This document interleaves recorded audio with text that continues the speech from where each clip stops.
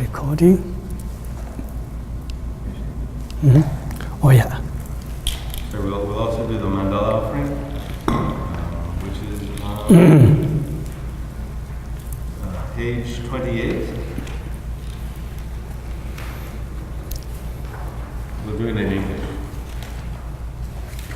This ground, anointed with perfume, strewn with flowers, adorned with Mount Meru, the four fountains, the sun and the moon.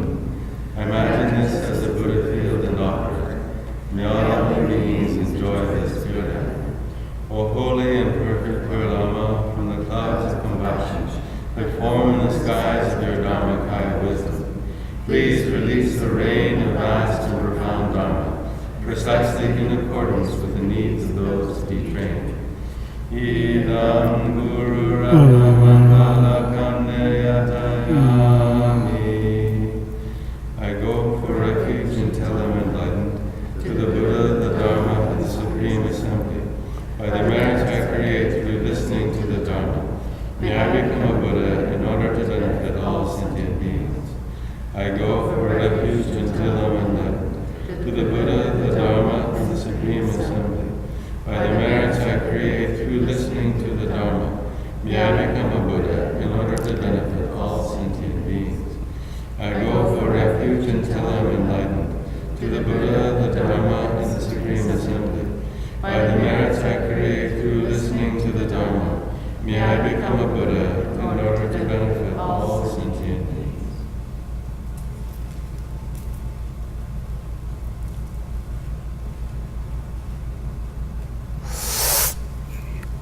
Okay.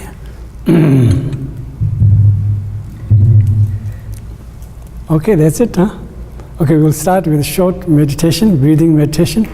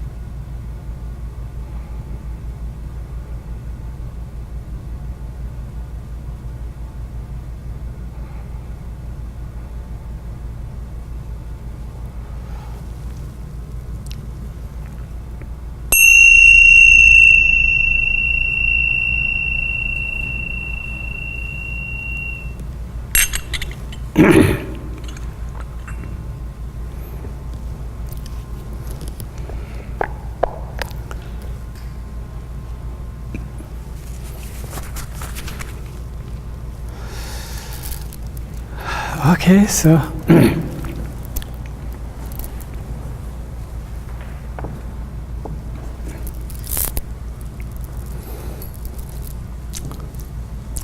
first of all, Happy New Year to everybody. And I think this is a terrific way to really start the new year. So really wonderful. I think most of the people must be enjoying with,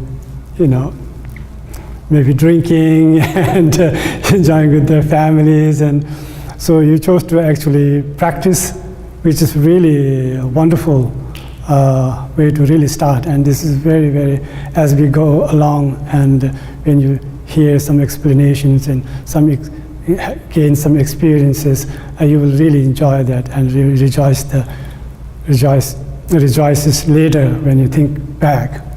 I think this is a wonderful way to really start our new year. So, have you done this before? So how do you? We have, we practiced once here we did. I see, okay. And that time we did the long 35 Confession Buddha verses, just sitting Oh yeah. folded. Uh-huh. And then we did the short verses with prostration. I see, okay. And after that we did Vajrasattva. Okay. We did that a couple months ago. Okay, so you want to do Vajrasattva first? Oh, it doesn't matter. Okay. Yeah, maybe Vajrasattva first. Yeah. Then, okay. So of course, the Vajrasattva practice is mainly to really purify your negative karma. And it is really powerful deity, and this practice is really powerful. When I gave up my vow back, I went through lots of suffering initially. So I did lots of Vajrasattva practice. It was tremendously helpful and encouraging, and it's a really wonderful practice. And you can actually feel it later. You can feel when you do the mantra. So, and this practice is not only to purify. Of course, there is a relationship between purifying your negative karma and also your illnesses. In some illness, yeah. So it's maybe I'll share your story about a nun I met in Bodh Gaya, Tibetan nun. And she told me that at one time she had a very, very bad knee. Very bad knee, and her actually the whole leg was kind of shrinking, and she couldn't stretch her legs, and she couldn't even walk properly. So then she went to see a Lama, and Lama suggested that she should do the Vajrasattva practice. And then maybe you can remember in Bodh Gaya temple, when you're entering the Bodh Gaya main temple, on the right side there's a Tara. Do you remember? Very popular Tara? And if you go a little further, yeah, and there's a Tara. Everybody goes there with their eyes closed and trying to reach to Tara. There's, I don't know, they have some kind of mysterious, I don't know, thinking. Anyway, so if you go a little bit further on the corner of that temple, and you will see a Vajrasattva statue. And then she said it was so hot. And she, nothing helped her. Medication, she tried Tibetan medicine, Western medicine, all sorts of things. She tried everything. It failed. So then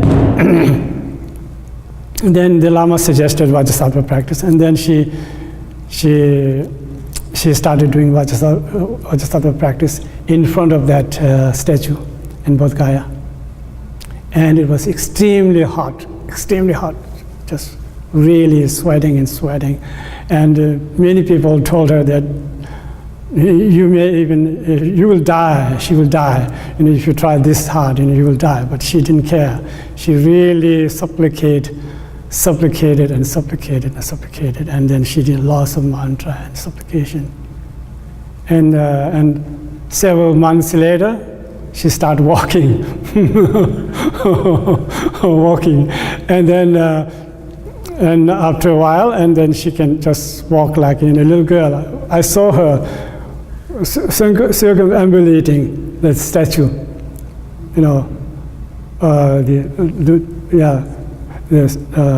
just like a little girl, so fast, walking so fast, and before she couldn't even move.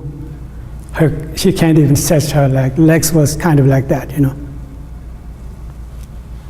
rigid. And so definitely this Vajrasattva practice will definitely help you.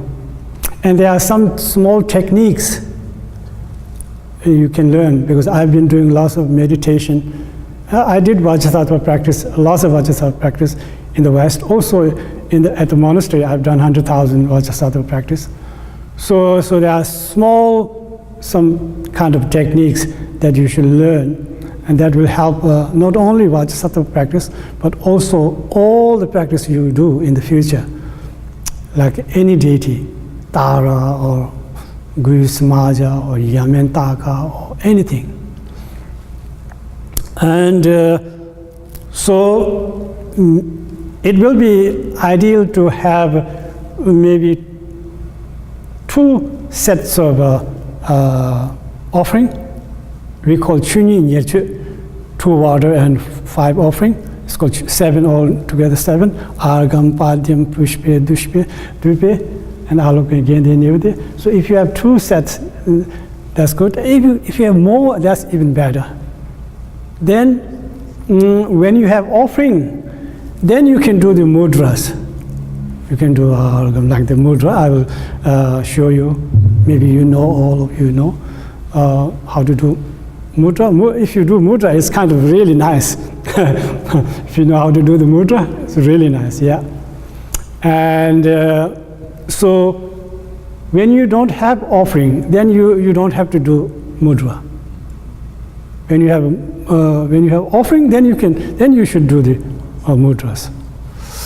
So 2 sets of offering, 1 for the Vajrasattva. Not only just 1 Vajrasattva, all the in the sadhana, a little longer sadhana, later I will explain that. You invite countless of Vajrasattva. So that offering, first offering is for the Vajrasattva. Second offering, set of offering is for the so-called Abhisheka deities, who give Abhisheka to the Vajrasattva on top of your head. So those 2 sets of Vajrasattva offerings are for those deities. So that's maybe you should keep in mind. In the future, you want to do Vajrasattva practice, maybe try to make at least 2 sets of offerings. And so that's one point. And there is one really, really important point, which is people forget, even the lamas and many good practitioners and Khenpos, and even they forget, really. I forget, but I try to remind myself. When we do this kind of a practice, this is so important. It makes a huge difference, huge difference. You need to make connection with the deity. Today we don't. I was thinking to bring my own Vajrasattva Tanka, but it was I forgot it. Anyway, so when you do Vajrasattva practice, maybe put the Vajrasattva practice in front of you if it is possible. If it's possible, if you have Tanka, just put right in front of you. And then visualize a real live Vajrasattva, not just Tanka or painting. Don't think that way. Think that your Vajrasattva is real there. If you think that way, Vajrasattva will be there because of our faith and this motivation, strong intention. Vajrasattva will be present. So, and then you make sort of a connection. When we drive, we make eye connection, right? Or if you're crossing the, a road, then you make eye connection with the driver, so they know that you are actually walking, so they won't drive over you. So like that, you have to make connection with the Vajrasattva or whoever that deity is. Just really make connection. Almost like, please look at me, that kind of a We have to have that kind of motivation or intention and aspiration. Just so make connection, and then supplicate. Then imagine that Vajrasattva is just looking at you. That's so important, extremely important. If you don't, then it's like a Vajrasattva is there. You are doing retreat. The counting mantra and visualization. It's not very powerful. When you make connection, then something really happens. Then you make connection. When you make connection, then the power comes. Power really comes. That's extremely important. Making connection. Just imagine that Vajrasattva is looking at you. And sometimes you will have so much devotion. You will actually have this, you may even cry, out of devotion. That kind of devotion we need. Then you make a really strong connection with the deity. Like I saw some video clips. There were some Christian converts from Islam. They have tremendous faith.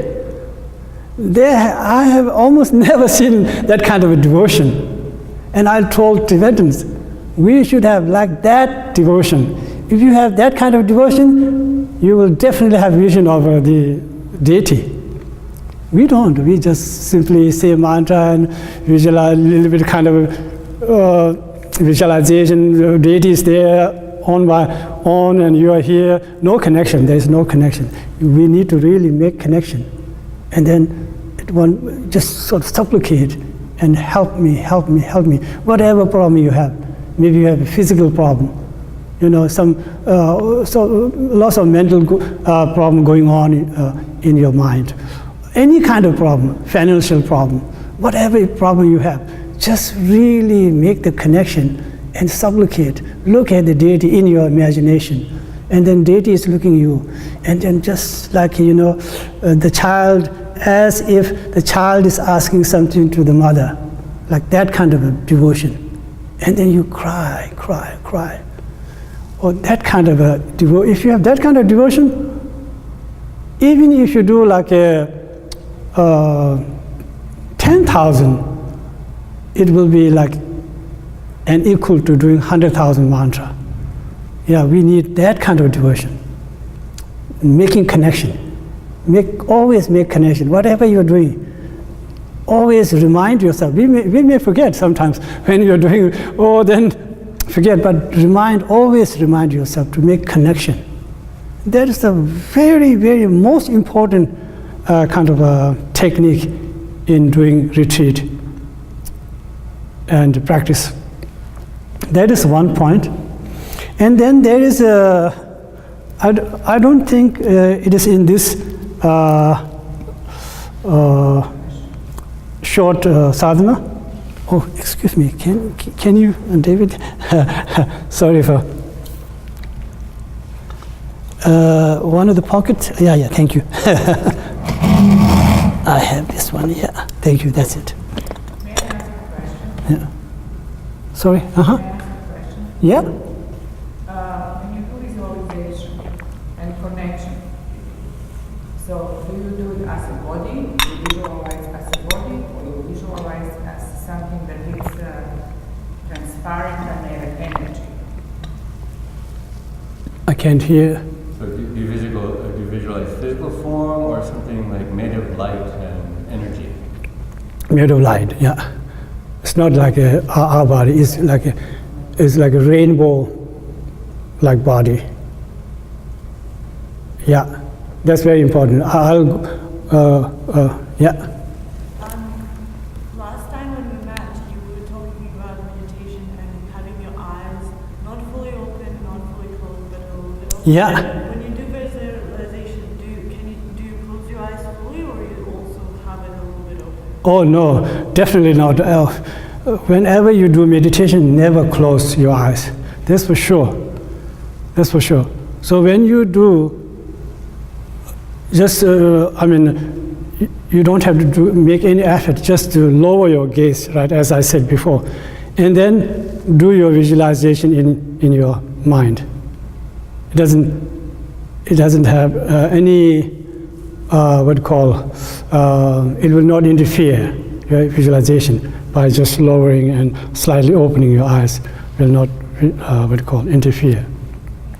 Yeah? Okay, so now what we have to do is, according to Tibetan text, Rangichirupa, oh yeah, so there are several ways of doing the Vajrasattva practice. One way is to visualize yourself as a Vajrasattva, if you have initiation, and then another way is to just what do you call, keep yourself as it is, just ordinary form. Be in the ordinary form, like usual form, not visualizing yourself as a deity, just ordinary form, and then doing the Vajrasattva practice. And another way of, so these two are the main kind of main two, sorry, yeah, practice, yeah. So in terms of it, when you said initiation, do you need to have the specific Vajrasattva initiation to do the visualization as a deity, or could you have another highest yoga tantra to do the visualization? In other words, do you need the Vajrasattva specific initiation to do it as the deity? You don't have to have a highest yoga tantra initiation. There are lower tantra Vajrasattva exists too, right? So, but it will be best to have Vajrasattva initiation. And if you don't have Vajrasattva initiation, then what you can do is you can just visualize Vajrasattva in front, or in this case, on top of your crown of your head. So then there's not much what you call danger or anything wrong. But if you visualize yourself as a Vajrasattva, then you must need initiation. Yeah. Okay, so there are two ways: visualizing yourself as a Vajrasattva and keeping yourself as an ordinary person, and then doing the practice. But I prefer the later one, keeping yourself as an ordinary person. This is also, you can find this also in Indian Masters' text, in Tengyur collection. I used to think that, oh, maybe this is not exactly the right way to do, but this is optional. It is mentioned in Tengyur collection. So this is authentic. It has an authentic source. So you can visualize yourself as a Vajrasattva, or you can just be yourself and then do the practice. I think I like it, keeping yourself as imagining yourself as an ordinary person, as we are, and then do the practice. It's more relevant, I think, because if you visualize yourself as a Vajrasattva is Buddha, and then you have lots of obscurations and afflicted emotions that then it kind of contradicts. So think yourself as ordinary person, like right now, and then do the practice. So I like the later one. So then there is one thing I want to mention this. So one has to visualize pum syllable, pum. So usually it's like a P is written pum, right? Like that. Pum syllable. But I think it should be, although there's no kind of tradition in a system in English that you write this way, but I think you should write this way, like like this.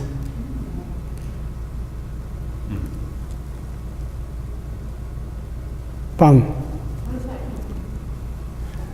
So I will explain to you later. Yeah, so this pa, and this represents M, this 0, like a palm, right? Same as this one here, P, like the same as this one. So actually, this letter is in let's say Tibetan or Sanskrit.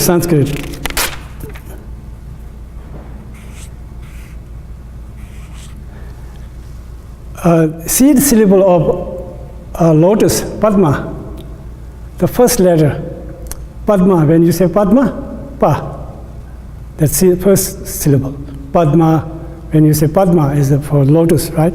So this, so it will be, you will see it like this in Hindi and Sanskrit, like that. So the Pa represents this first syllable of the letter Padma, Pa. So then you have then you will ask, what is that? You know, shunya, the Hindi shunya, the 0, right? This, what is this doing here? So this has a really very important meaning, big significance, because this shunya represents emptiness.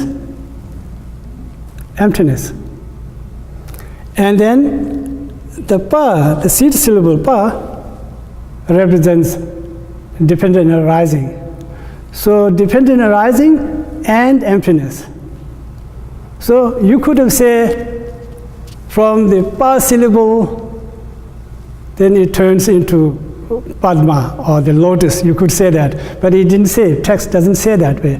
Text says Pamle Pema. From the Pam syllable, then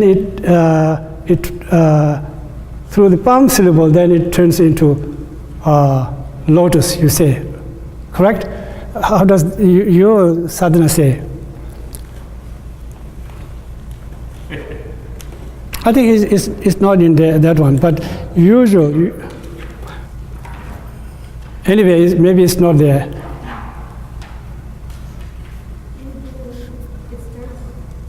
Maybe it's not there. It's okay.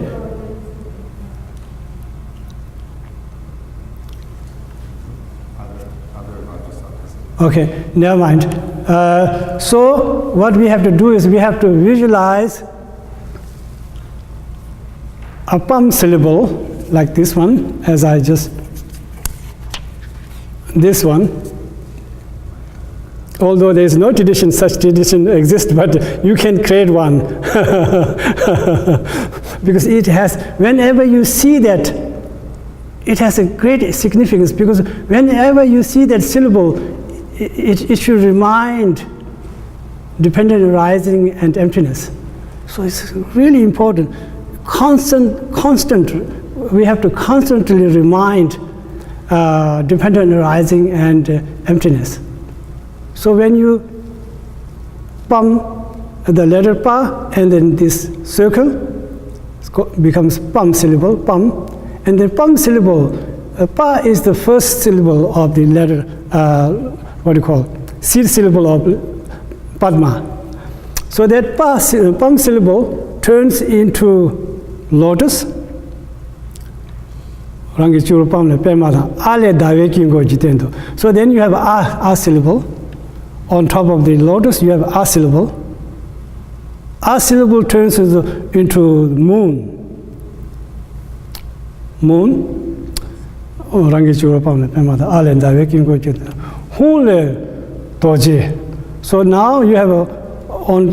have a moon. Okay, now you have a white lotus on top of your head, and then upon that you have a moon disk. Now upon that you have a hum syllable. So in English, of course, hum, right?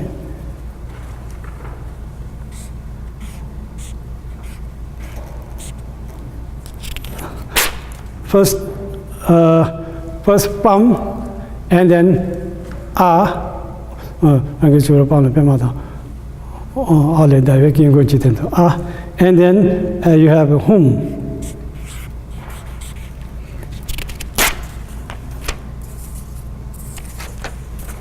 Okay, let's see. First you have pam syllable. That pam syllable turns into lotus, padma. And then upon lotus you have a syllable. A syllable, and that a syllable turns into moon disk, and upon that you have a hum syllable. Hum syllable that turns into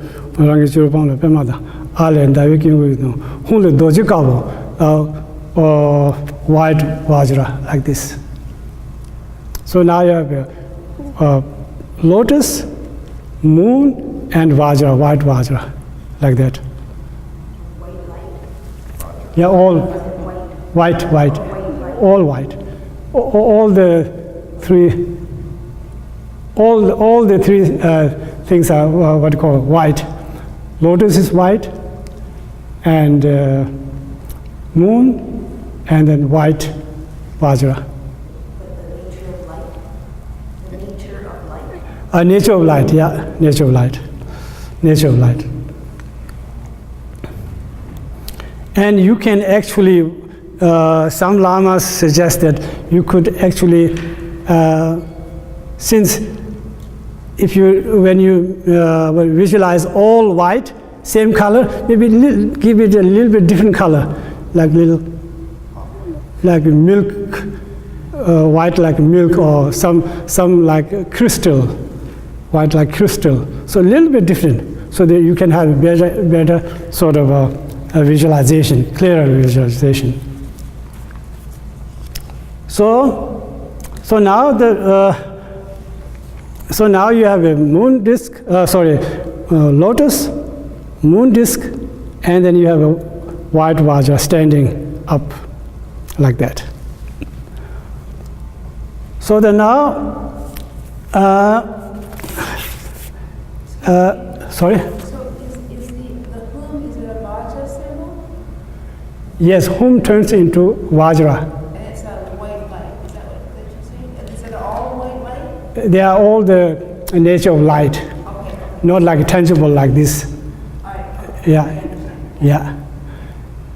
And so then now vajra, the lotus represents wisdom of emptiness. Wisdom of emptiness. So usually lotus represents what we call renunciation. Renunciation. It makes sense because like a lotus, although it's born in the mud, but it's not stained with the mud. It's clear, very clean. So like that. So renunciation, the practitioner who are actually in the samsara, but they are not affected by the samsaric falls. So that's to represent that. We actually, the lotus is usually represents what you call this renunciation. But in this case, lotus represents wisdom of emptiness. And then, oh yeah, I forgot one thing here. Forgot to mention. Let's say, in Tibetan, maybe I'll write in Tibetan or even Hindi. So this is one way to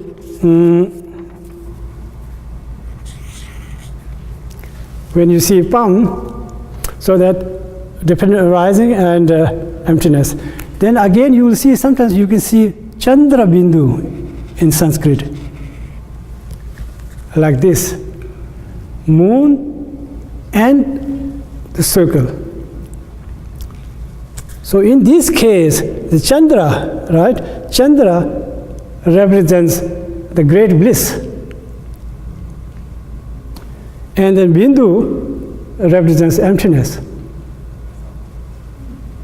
So it's you will always see this in text. You see Om like a Pam or Tam, like like letter Tam, or same thing, like in Tibetan, you will see something like that. You must have seen this one, right? So Ta is the first letter, syllable of Tara, Ta. And then you have a Chandra representing great bliss, and the Bindu representing emptiness. So one should always remind yourself bliss and emptiness. Always remind, whenever you see. So in this case, it's very important to remember that one here. Especially you'll see like this during the meditation.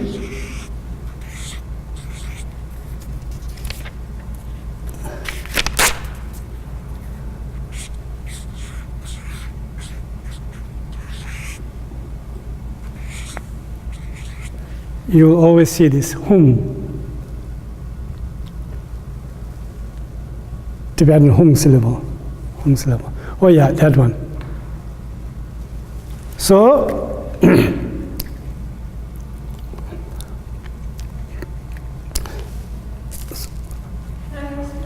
okay, go ahead. So I'm just thinking of these seed symbols. Why are they called seed symbols? Like exactly, why are they called seed symbols? Oh, seed syllable. That's a very important question. Because like the things that we see. Oh yeah, the very simple answer for that is because the Padma or the lotus actually is born from that syllable. That's why it's called seed syllable. Yeah, but it has a deeper meaning. Maybe I will leave that alone for this moment. But simple answer is because see the lotus, the lotus. This Pam syllable turns into lotus. The Pam syllable becomes lotus. So it's almost like a seed for the lotus. That's why it's called seed syllable. Yeah. So now we have a Pam syllable, first Pam syllable, and that turns into Padma. And upon that we have a syllable, and that turns into moon. And upon that we have a hum syllable, and that turns into Vajra, white Vajra, standing upright like this. And then light emanates from the Vajra, 10 direction.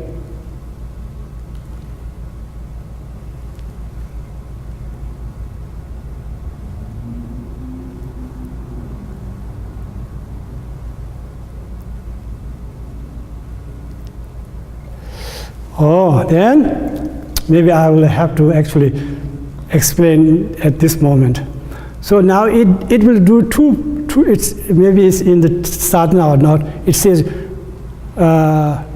two purposes, serve two purposes. So one purpose is to purify the negative karma and suffering of sentient being. That's one purpose.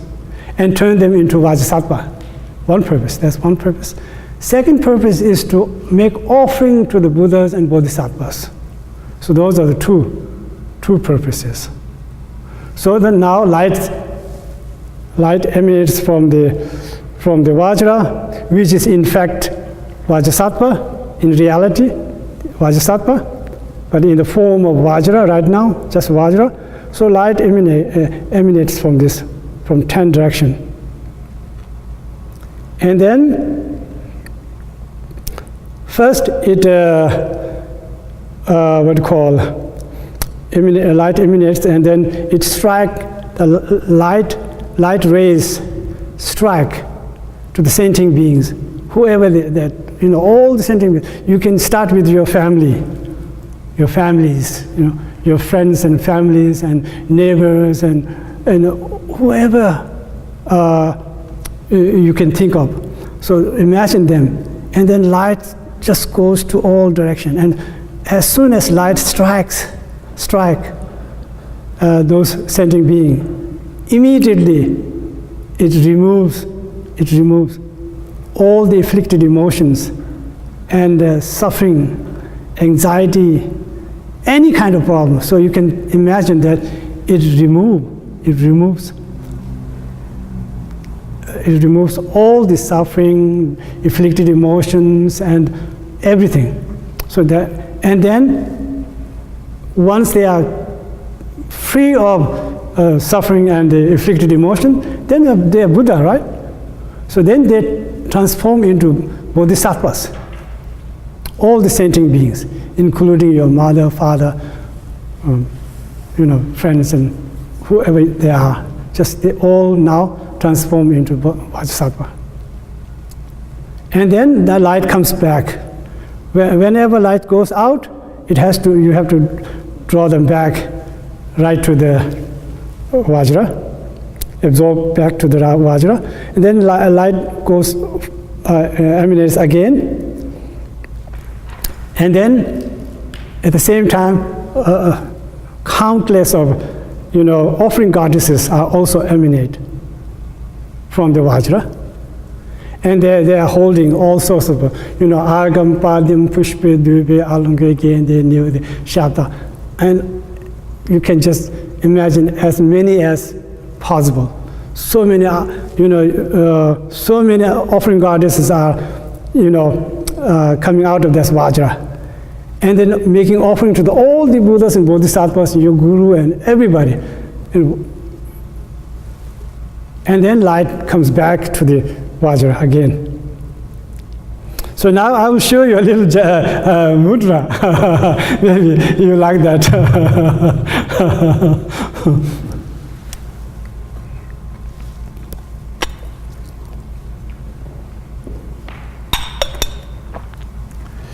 You'll see. Have you seen lamas doing like this?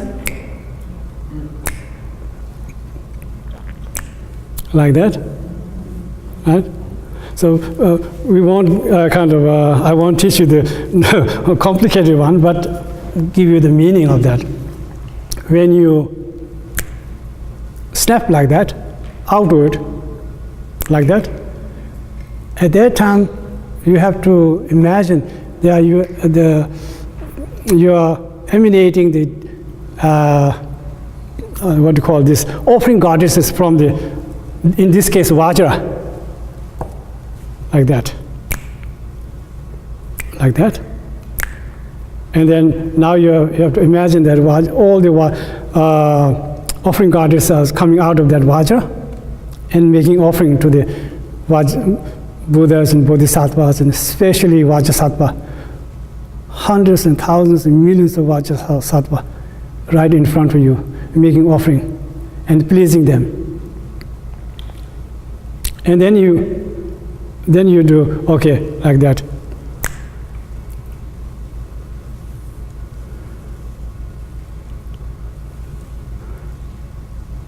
Argam. It's a little quite complicated one. Like, okay, maybe first I will teach this one. Argam, and this is for the drinking water. It's like a gesture. This is Indian tradition. In India, even these days, especially in in ancient India, when somebody comes from far away in a very hot weather, first thing they do is to offer water, drinking water, because they're very thirsty. So Argam, Padyam, that's for the feet washing the feet. because in old days we don't wear shoes, and sometimes they have kind of like a, what do you call that? Yeah, sandals, yeah, like that. So you wash their feet. This means you know, like you have flower petals, and then you are throwing those flower petals on the feet, right? And then pouring water on top of that, like this. You're holding it down and offering petal and water together, throwing flower and the water. Argam. Argam is the drinking water, and this is the feet washing water, like this. This one like that. Padi. Pushpe, that's flower. Like this. This flower, like you are sprinkling flour or throwing flour. Pushpe. Dupe. Dupe. That's incense. Even in Hindi, they call doop, right? Doop, they call doop. Like that. Go like that. Yeah. Dupe and aloke. Like this. No, not this. This. Oh yeah. Aloke and gende. Aloke is, of course, the butter lamp or the candle. Aloke. Gende. This is scented water, like especially sandalwood. And then you're applying to the heart of the guest. Because when it is too hot, it becomes very hot here at the center of your central channel or your heart. Then you kind of cool this area first. So like this. And then nivde, again food. Shabda, like this. You know, like a drum. That's very. So again, argam padim, pube, dube, alonge, gene, nyone, shada, so like this. If you like hold this like that, shada, so.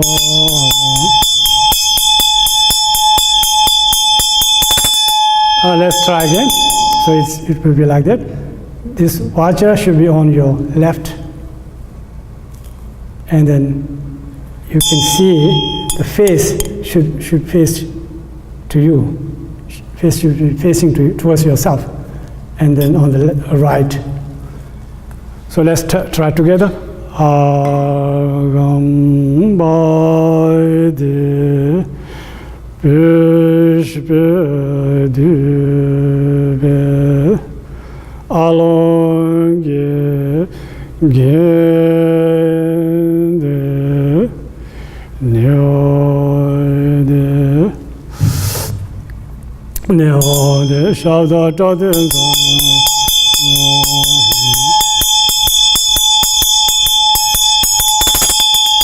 Although you are doing yourself, but you have to imagine there's all these offering deities, you just,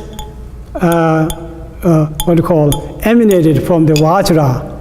This Vajra, they are making offering, not you are making offering. They are making offering behalf of you to the Vajrasattva. Okay? First, the guest comes, and then you give water and then wash the feet, and then Argam Padyam Pushpe, then you offer flower, you greet and offer flower, Argam Padyam Pushpe Dupe, and then also you make some, this, what you call, Indian tradition, you incense, offer incense, Argam Padyam Pushpe Dupe, Aloke, and then also there is a little candlelight in the offering, right? And Aloke, again there, and then you, there will be some water with the scented water, and then you apply that to the heart of the guest. And then music, of course. Food, and then music. So this is very beautiful sort of tradition, right? Okay, let's try.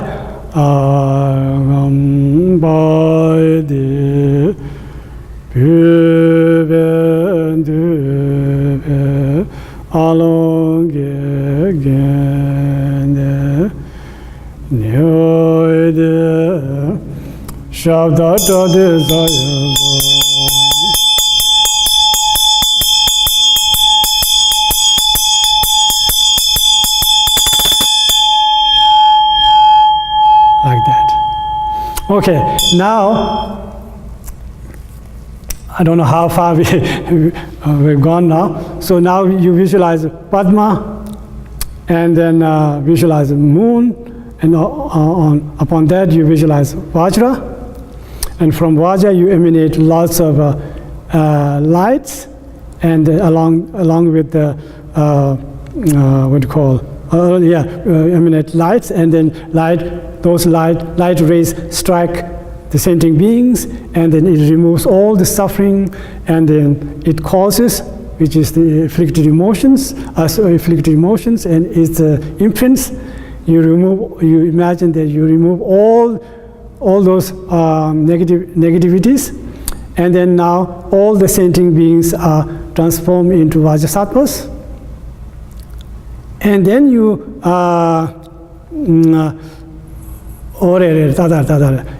and then you make offering. And then what did you say? No, sorry.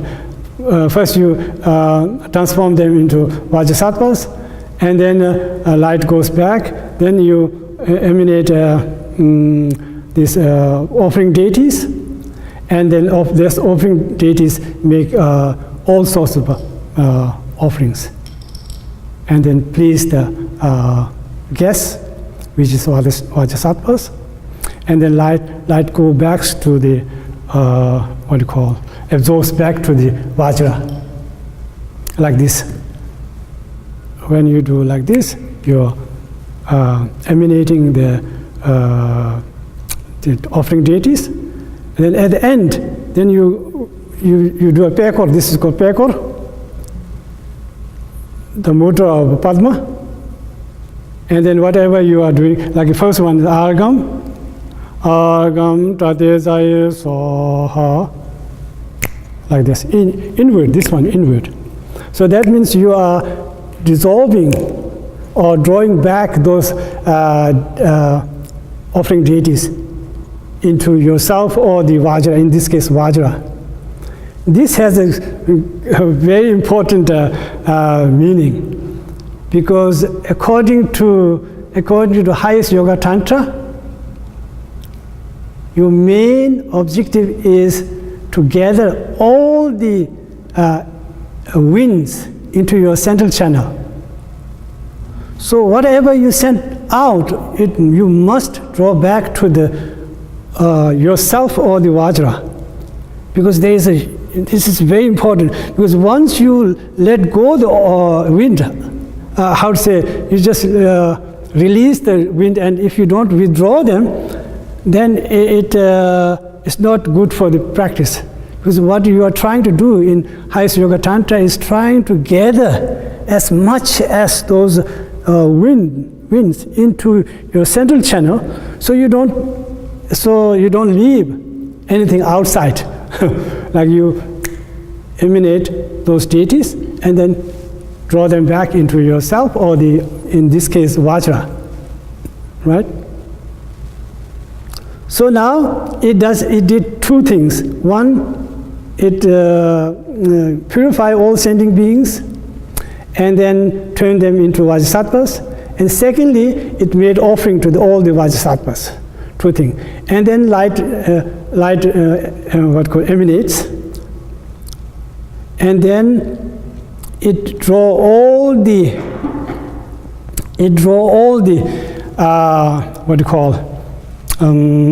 the qualities of Buddhas and Bodhisattvas.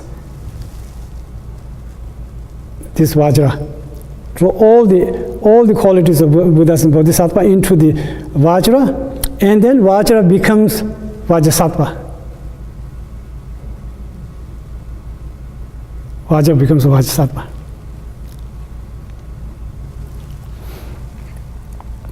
Is it making any sense? It's not in the short text, but it's another text. Okay. Thank you. Wonderful.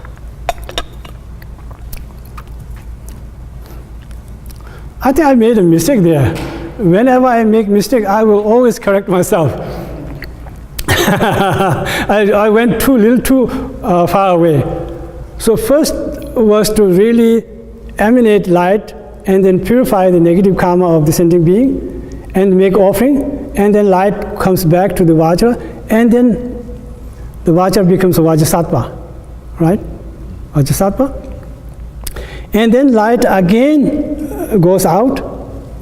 It does the same thing, goes out, and it invites Vajrasattva, countless Vajrasattva. And then we make the first offering. Yeah, I jumped a little further. So then you, from the Vajrasattva's heart, especially from the hum syllable, light goes out, and then it invites Vajrasattva from all 10 directions in front of you, and then you make this offering. Argam, Pali, Pushpe, Dube, Alonge, Gende, Nivdi, Shabda. Make offering. And then again, light goes out. You invite the Abhisheka deities, which are the 5 Buddha family. Remember? Vairochana and Akshubhaya and so on. 5 Buddha family. 5 Buddha family along with the concert. So you invite them, and then you make another Vajakula, Sabarevara, Argam, Padi, same offering. So in a way, if I simplify, sometimes it looks a little complicated, but it's simple. First, Vajra, you imagine Vajra, white Vajra, light goes out, it purifies sentient being, and then light goes back, then again light goes out, and then we'll make offering to the Buddhas and Bodhisattva, and then it draw all the qualities of the Buddhas and Bodhisattva into the Vajra, and Vajra becomes Vajrasattva now. And then light goes out, and then it invites all the Bodhisattvas from all 10 directions, and then make offering to the Vajrasattva. Argam, Pali, Pushpe, Dube, Alonge, Nivdi, Shabda, like that. And then light goes back to the Vajra, and then again light goes out. You emanate lots of offering goddesses. Light goes out, then you invite 5 Buddha family, the Abhisheka,